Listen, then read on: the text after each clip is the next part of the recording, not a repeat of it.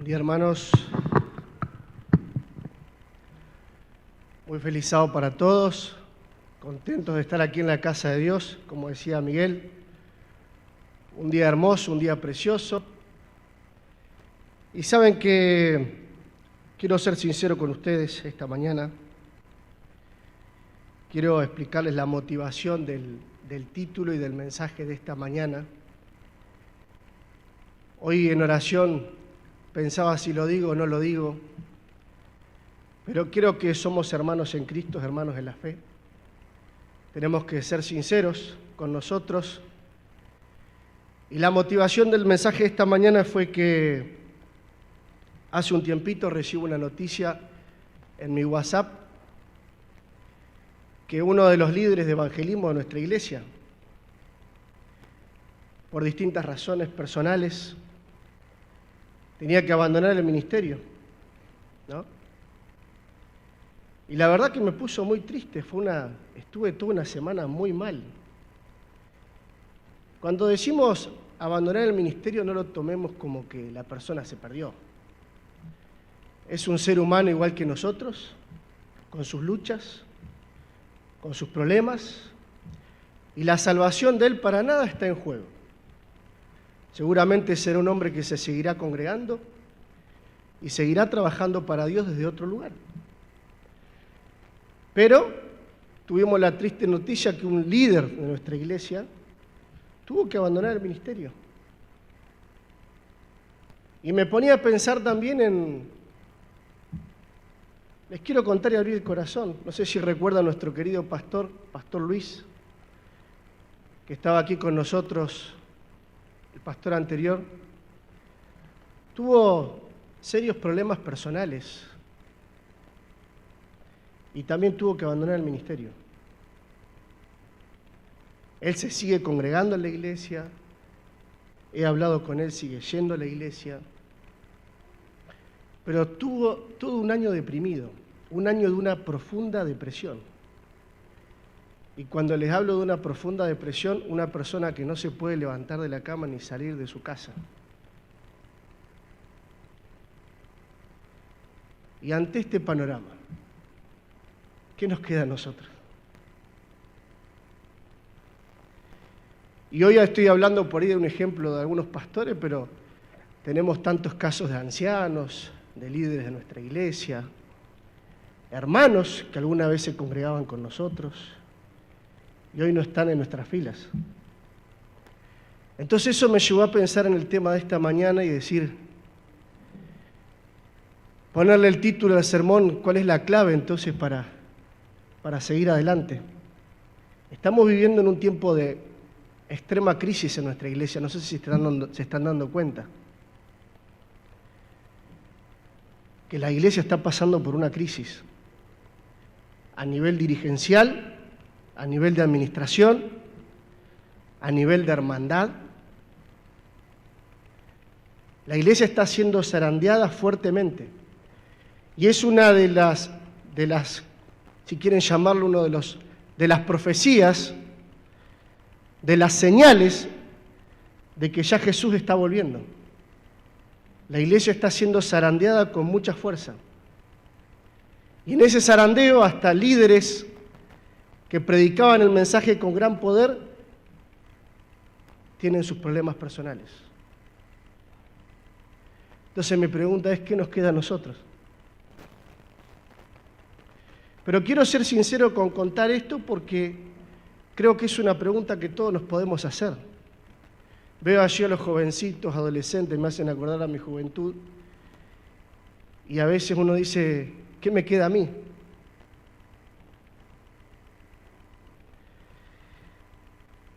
Y saben que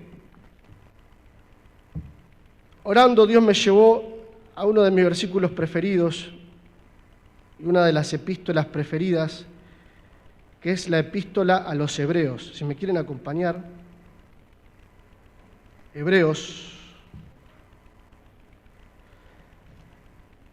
Fíjense que algunas Biblias dicen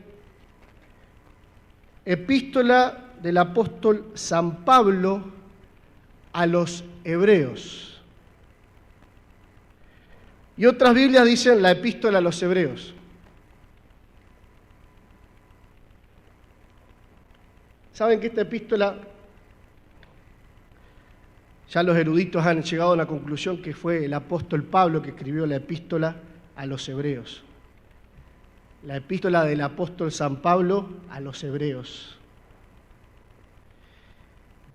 ¿Y saben a quién estaba dirigida esta epístola? A los hebreos, a los judíos de esa época, ¿no? Al pueblo de Dios de esa época. Era la epístola a los hebreos.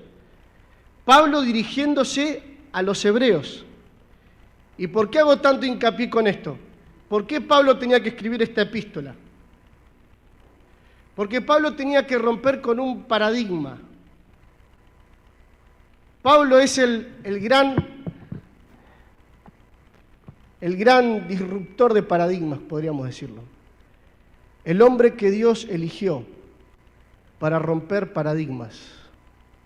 Y saben que una de las cosas más impresionantes de la epístola a los hebreos, cómo Dios lo utilizó para escribir esta epístola y romper un paradigma. ¿Saben que un paradigma es... El concepto se emplea para mencionar a todas aquellas experiencias, creencias, vivencias y valores que repercuten y condicionan el modo en que una persona ve la realidad. Eso es un paradigma. Y dice que el paradigma te lleva a actuar en función de ello, en función de todas tus creencias. Esto quiere decir que un paradigma es también la forma en que uno entiende el mundo.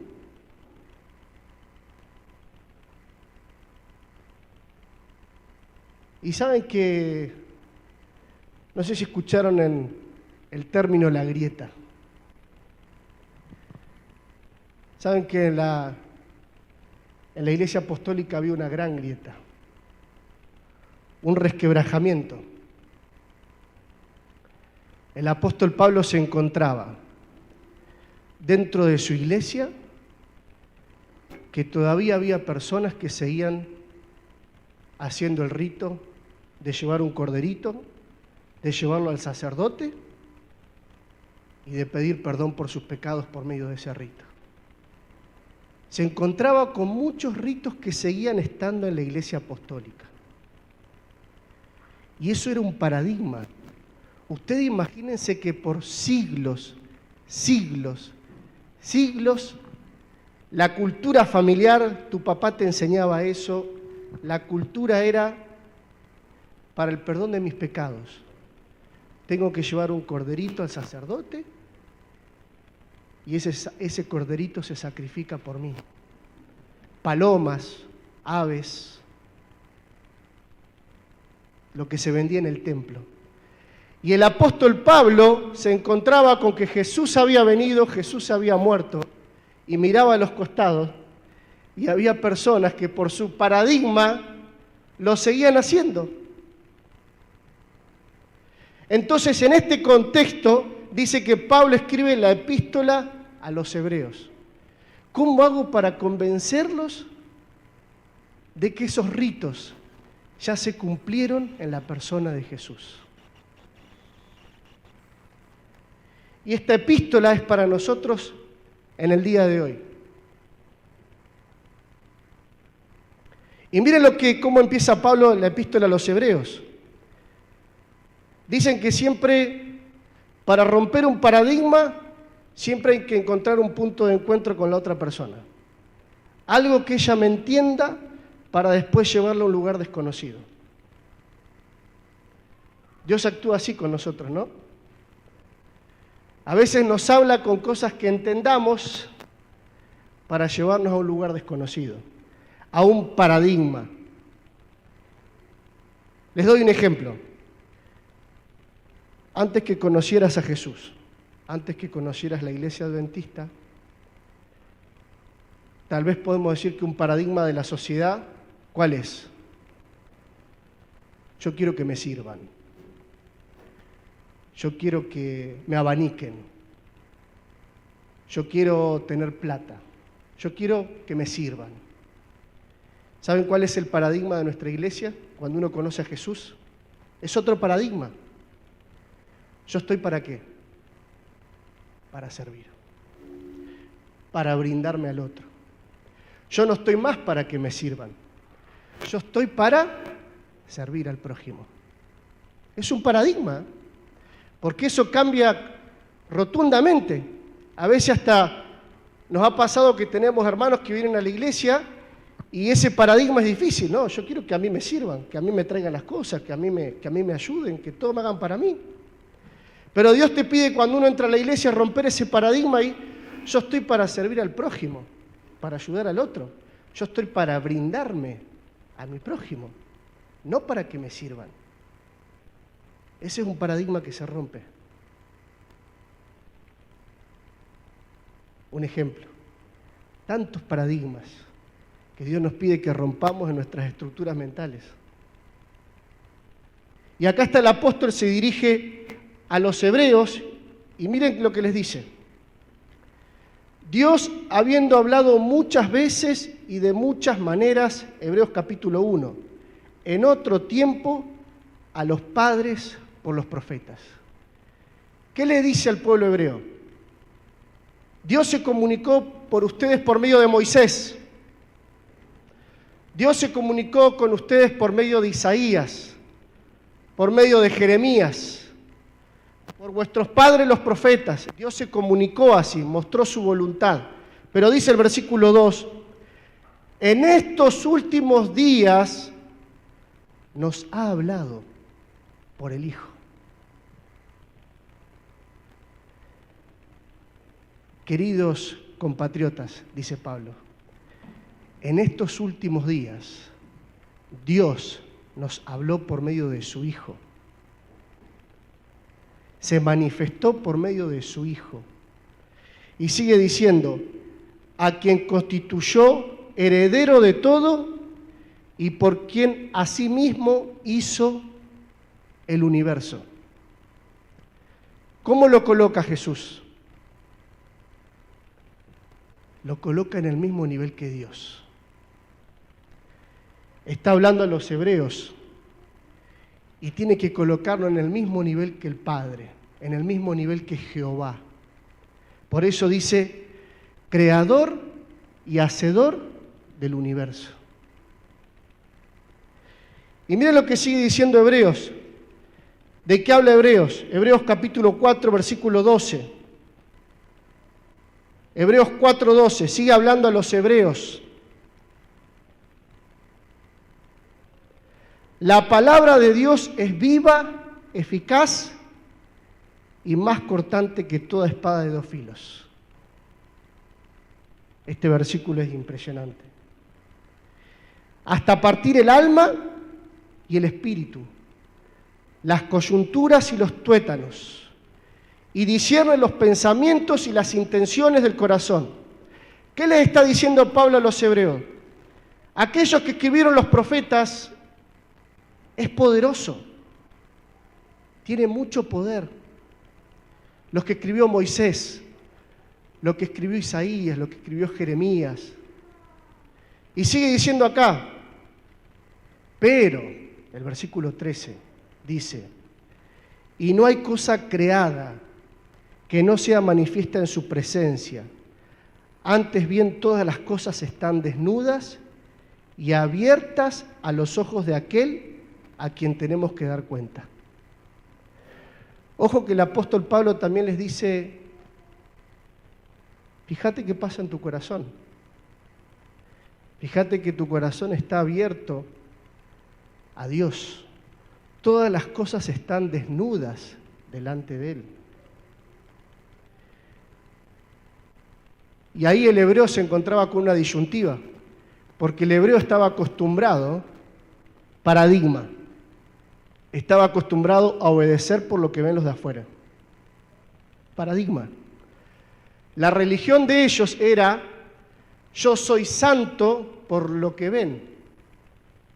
Esa era la religión, ese era el paradigma. Yo soy más santo que vos porque llevo colgadas las escrituras acá en mis flecos.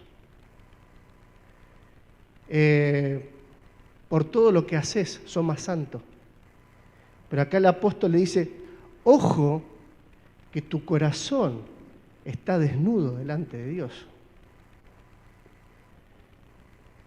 Y ahí le dice al hebreo, me dice a mí, versículo 14, por tanto, miren a quién presenta, teniendo un gran sumo sacerdote que traspasó los cielos, Jesús, el Hijo de Dios.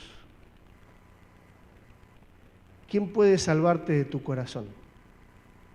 ¿Quién puede salvarte de las motivaciones de tu corazón? ¿Quién puede salvarte de las intenciones de tu corazón? Jesús. Y sigue diciendo acá, un sumo sacerdote, versículo 15, que no pueda compadecerse de nuestras debilidades, sino uno que fue tentado en todo según nuestra semejanza, pero sin pecado. Y ahí muestra a Jesús. Y ahora vamos al centro del mensaje, hermanos. ¿Cuál es la clave para mantenerme firme en la vida cristiana? ¿Cuál es la clave? Y saben que la clave la da Hebreos. Hebreos sigue hablando, miren lo que habla Hebreos. En el capítulo 12 de Hebreos, Hebreos capítulo 12,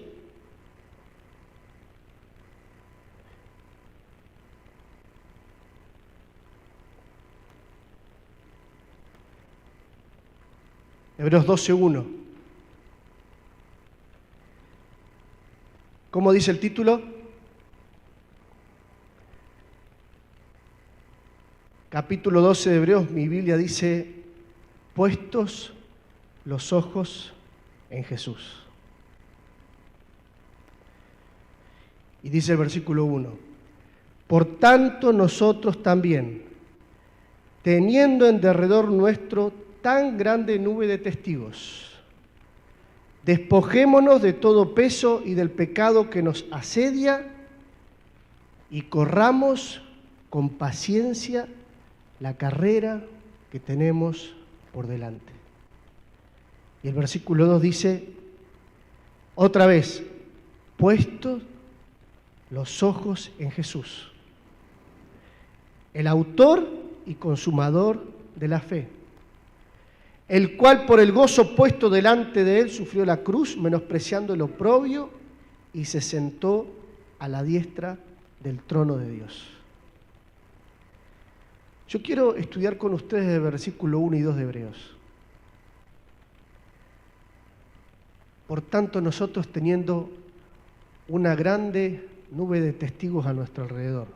Y compara la vida cristiana con una carrera.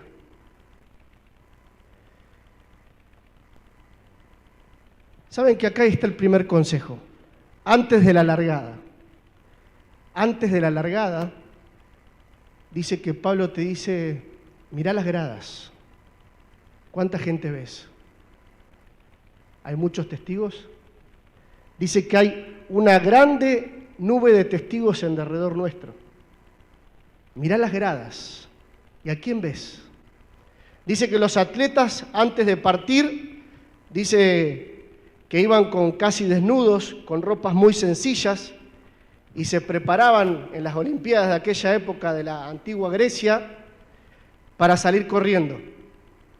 Y dice el apóstol Pablo que la vida cristiana se compara a una carrera que hay que correr con paciencia. Pero el apóstol Pablo nos dice, antes de la largada, mira a tu alrededor. ¿Qué ves a tu alrededor? Dice que los atletas miraban alrededor y veían la tribuna, hinchando.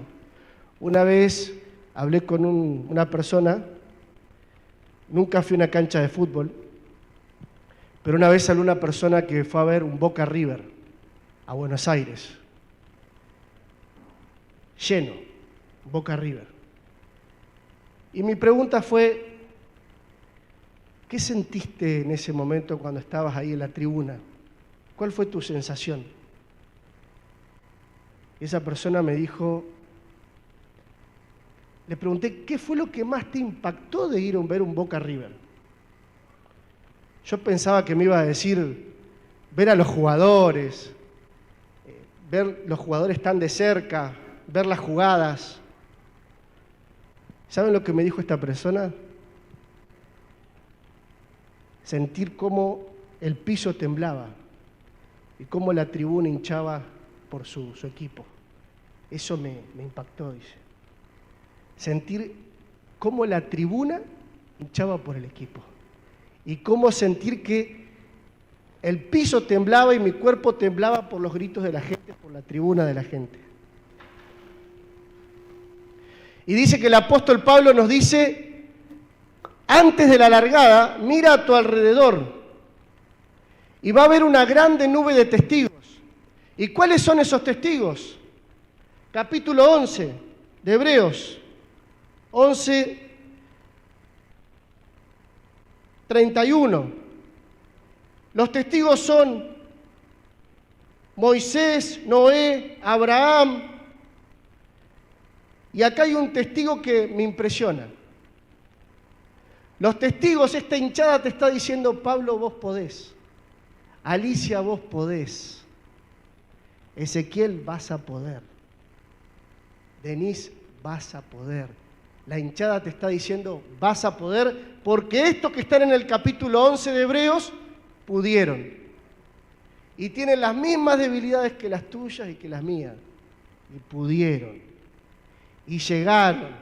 Y te están alentando. Dice, hay una grande nube de testigos. ¿Qué testigos? Aquellos que corrieron la vida cristiana y pudieron. Y miren quiénes están. Versículo 31.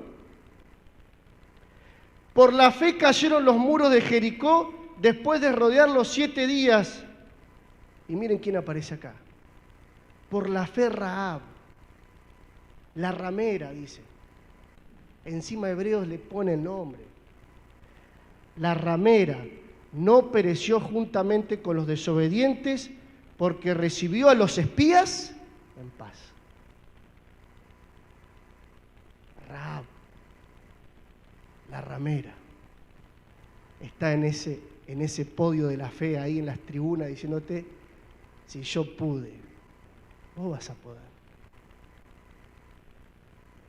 Y después aparece otro increíble, miren, uno de mis favoritos en la Biblia es Sansón. Dice, ¿y qué más digo? El tiempo me faltaría para hablar de Gedeón, de Barak, de Sansón. Sansón. Toda una vida que vos decís, otra vez Sansón. Sansón seguro que se pierde. Vos veías la vida de Sansón, si eras contemporáneo de Sansón, el que se perdía era Sansón. Pero Sansón está en las gradas allá, diciéndote, vamos Pablo, que vos podés. Si yo pude, mirá que así estuve. Así. Por un pelito estoy acá alentándote. Por un pelito. Pero estoy. Por eso no hay que desanimarse. Cuando a veces uno ve a algún líder de la iglesia, son seres humanos igual que tú, igual que yo. Débiles mortales. Y por eso el texto bíblico nos dice, puestos los ojos en Jesús. Esa es la clave. Y miren quién más está acá. David. David. Si uno hubiera vivido con David, decía, este tiene todas las fichas de no estar allá. Y dice el apóstol Pablo que miramos así antes de la carrera y allí está David, diciéndote, vos podés. Allí está David.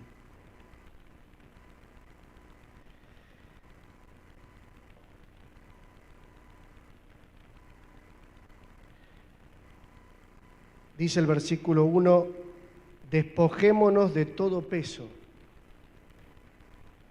y del pecado que nos asedia. Primero nos dice, Mirá quiénes te están haciendo hinchada. Mirá quiénes están. Gente que pudo. Gente mortal igual que vos, con tus mismas debilidades. Y estuvo, y está, y estará. Y dice, despojémonos de todo peso. Desprenderme de todo lo que estorbe mi carrera cristiana. Hay que desprenderse de todo lo superfluo, de todo lo adicional que nos cargamos. Estamos llamados a vivir vidas sencillas. ¿Escucharon bien? Estamos llamados a vivir vidas sencillas. No querramos hacer lo que el mundo hace, porque eso no nos llama a Dios. No querramos tener todo lo que el mundo tiene. He visto hermanos nuestros en la fe que han caído y han abandonado la fe por querer estar allá y estar acá. No se puede servir a dos señores. O servís a Dios o servís al diablo. Cuando vos estás en el medio, querés lo uno y querés lo otro, te cansás, te agobiás, decís, no, es imposible.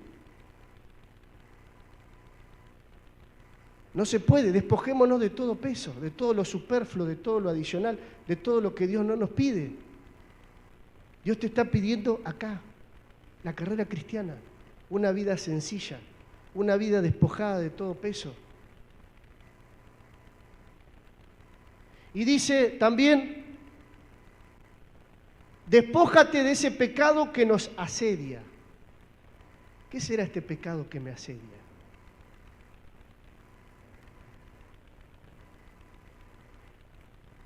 Dice el comentario bíblico, dice, cada uno sabe cuál es ese pecado difícil de desprenderse. ¿Tienes un pecado que te asedia? ¿Tienes un pecado que ya sabes que te lo vas a encontrar en el día? ¿Tienes un pecado que dice que fácilmente nos envuelve? No sé cómo, otra vez. Dice un pecado que nos distrae fácilmente. Un pecado que nos enrieda fuertemente. Despójate de eso.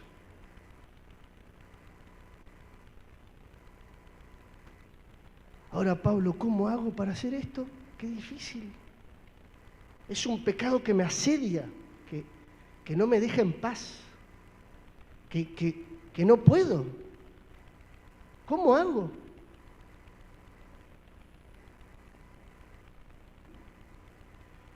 Una vez Bullón contó una de las historias más tristes que escuché en mi vida. Un pastor que ante la imposibilidad de llevar adelante su vida cristiana, lo encontraron un día suicidado, ahorcado. Ante la imposibilidad de abandonar este pecado que te asedia. ¿Esa es la decisión que Dios te pide que tomes? ¿Cuál es la clave? ¿Cómo hago? Y dice acá, corre con paciencia la carrera que tienes por delante. ¿Qué significa con paciencia? Con perseverancia. Esto no es una carrera de 100 metros llanos. Esto es una carrera de fondo. Y cuando digo de fondo, son los kilómetros de tu vida. Kilómetros de tu vida. Una vez escuché un sermón que predicaba Carmen. ¿Cuántas personas al final de su vida caen? Es una carrera que se corre con paciencia, con perseverancia. Es una carrera de fondo. Y me voy a cansar y te tropezás, levántate. Y necesito descansar, ahí hay un banquito, yo la verdad me voy a sentar, sentate. Pero seguí Seguí porque es una carrera de fondo. Y hay que levantarse y volver a levantarse y sacudirse los pantalones y volver adelante y seguir adelante porque es una carrera de fondo. ¿Y cómo se corre esta carrera de fondo? Puestos los ojos en Jesús.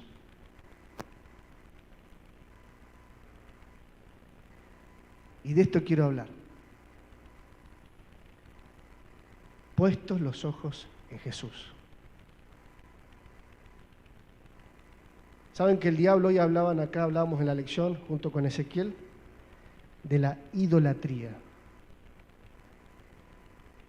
Y Ezequiel decía, el diablo tiene 6.000 años de estrategias para enredarnos. ¿Ustedes piensan que el diablo no tiene estrategias para los adventistas del séptimo día? Para hacernos caer en idolatrías. Saben que para nosotros es muy fácil sacar la mirada de Jesús. Todas las personas que han abandonado la fe es porque han sacado la mirada de Jesús. Entonces esta mañana yo te animo a que no saques la mirada de Jesús. No la pongas en un pastor, porque el pastor ese un día va a caer y vas a decir, no, entonces yo me voy de acá. No pongas la mirada en un anciano, porque un día ese anciano va a fallar. No pongas la mirada en la iglesia, porque un día la iglesia te va a fallar. No pongas la mirada en un hermano, porque un día ese hermano te va a fallar. Esta carrera se corre mirando solamente a Jesús. El autor y consumador de tu fe. ¿Qué significa el autor? El que cada día te da la fe para creer en Él. ¿Y qué significa consumador? Que cada día te va a ayudar en la santificación, en tu crecimiento espiritual. Jesús. El autor y consumador de tu fe.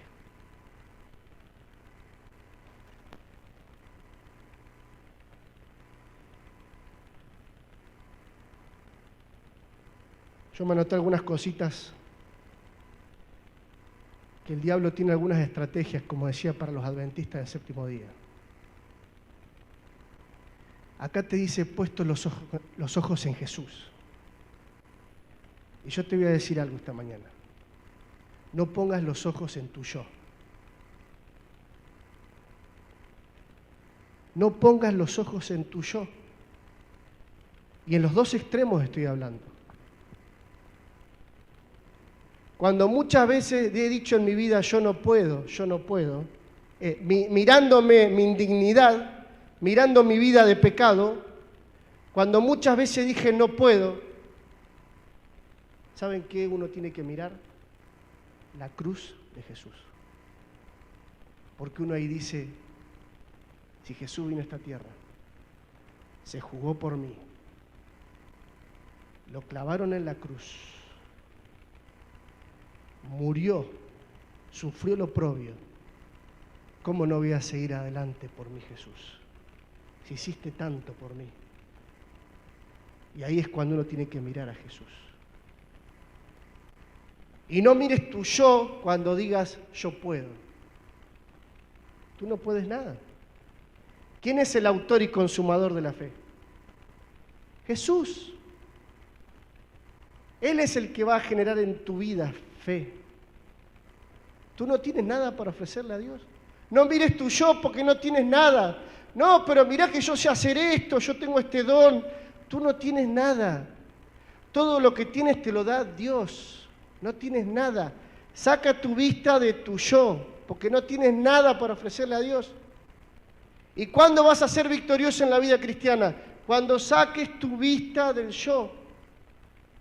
Y esta carrera es una carrera contra el yo.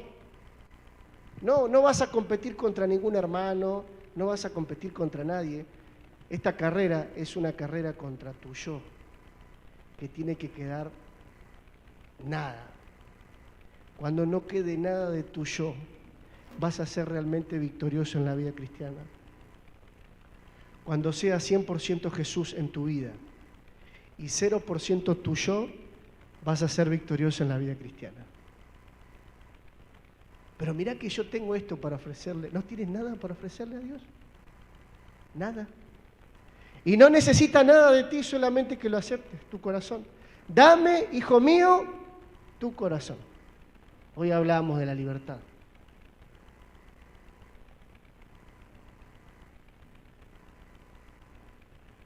A veces miramos mucho a la iglesia. Miramos los líderes de la iglesia, miramos la administración de la iglesia, tantas cosas, la institución de la iglesia. ¿Saben la cantidad de hermanos que dejaron la iglesia, dejaron la fe? No, mirá lo que me hicieron a mí. Mirá cómo se portaron conmigo. Mirá lo que me hicieron.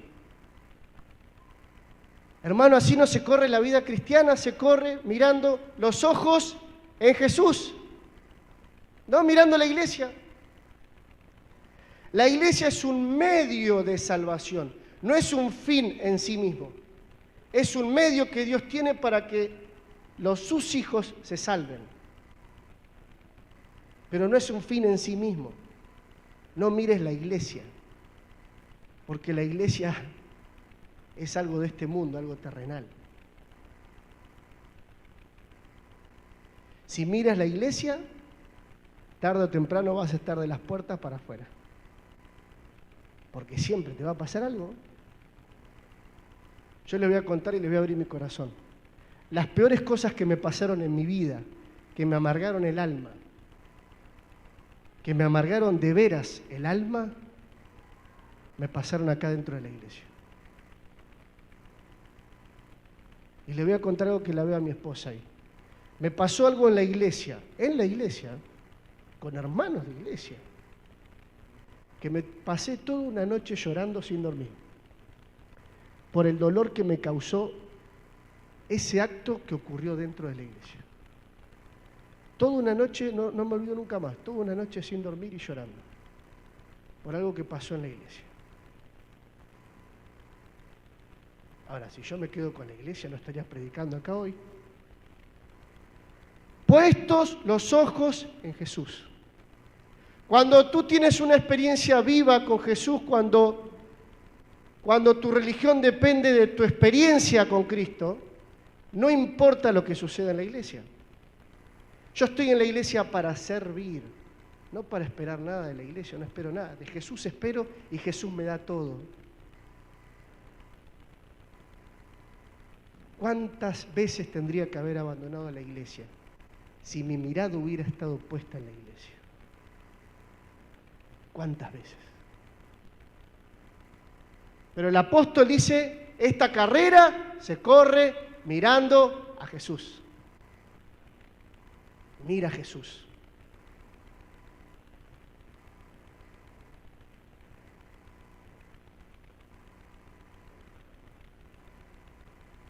A veces hacemos de una religión, y tómenlo bien esto que lo voy a decir, hermano, no quiero que nadie lo tome mal, pero hacemos de una religión, hacemos del centro de nuestra vida distintas cosas que son periféricas a Jesús, pero que no es Jesús. Miren, si me quieren acompañar en Mateo capítulo 14, Mateo 14,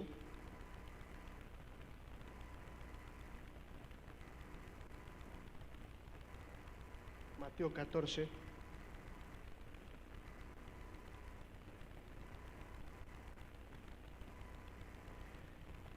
(24-32),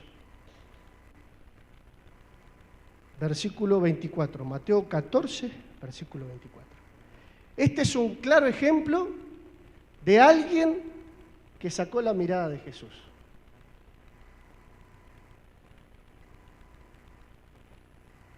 Hay cosas que son periféricas a Jesús, que están bien, no quiero que me malentiendan, están bien, pero eso no es lo que tenemos que mirar. A veces escuchamos hablar del régimen alimenticio. A veces escuchamos hablar de profecías, y de las profecías, y a veces de profecía. A veces escuchamos hablar solamente del linaje de White, del linaje de White, del linaje de White. No digo que está mal, pero la carrera se corre puesto los ojos en Jesús. La carrera se corre puesto los ojos en Cristo. Dice el versículo 24, ya la barca estaba en medio del mar, azotada por las olas porque el viento era contrario. Imagínense esta noche, una noche de tormenta, versículo 25. Pero a la cuarta vigilia de la noche, Jesús fue a ellos andando sobre el mar. Los discípulos, viéndolo andar sobre el mar, se turbaron diciendo, ¡un fantasma! ¡Un fantasma!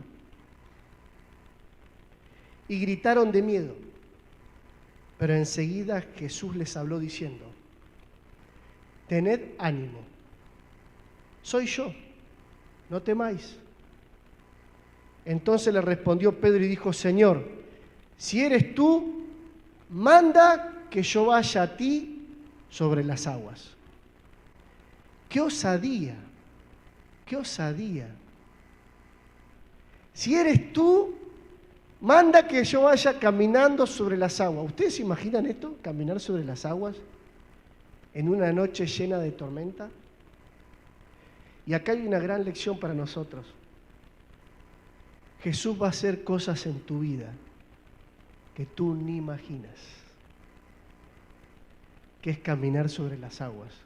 Vas a decir como Pedro, ¡wow! Estoy caminando sobre las aguas. Impresionante.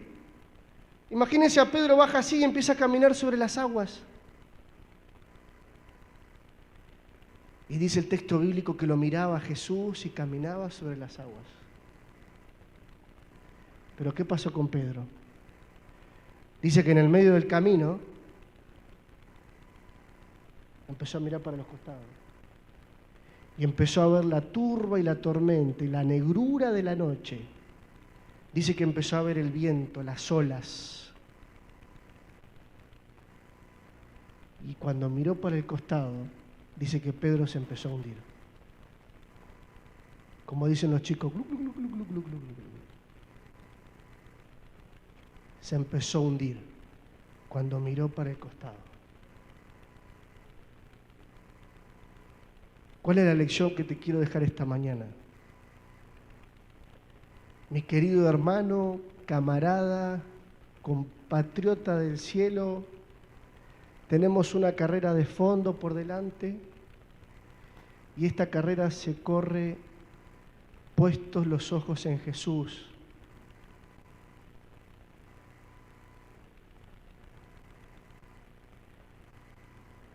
Habla la Biblia, escuché un pastor una vez con un término que dice la bibliolatría.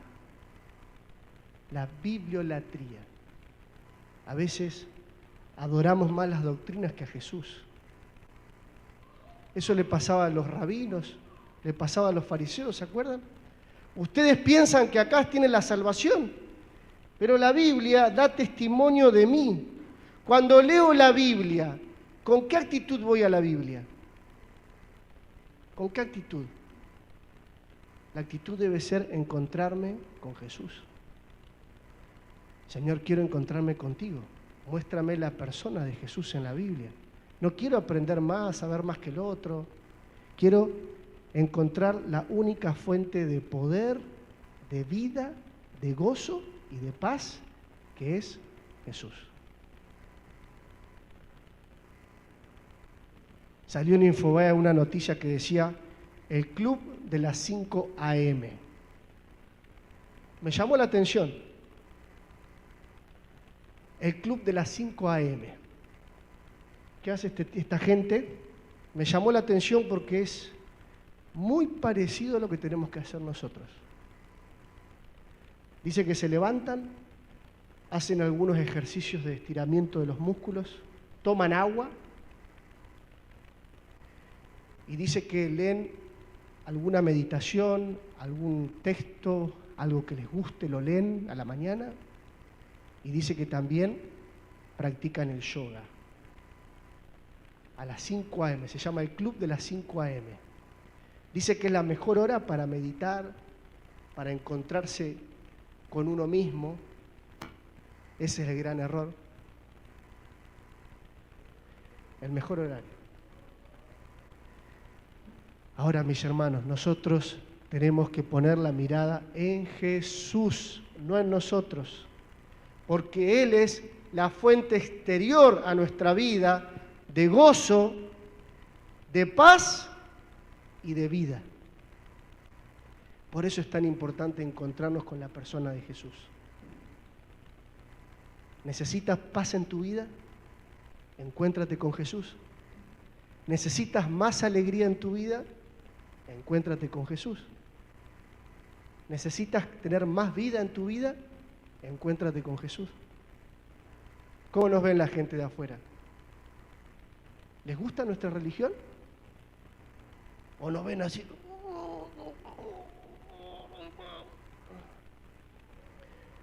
¿Cómo nos ven los de afuera? ¿Se vende el Evangelio? ¿Se vende o no se vende? ¿Saben cuándo se vende?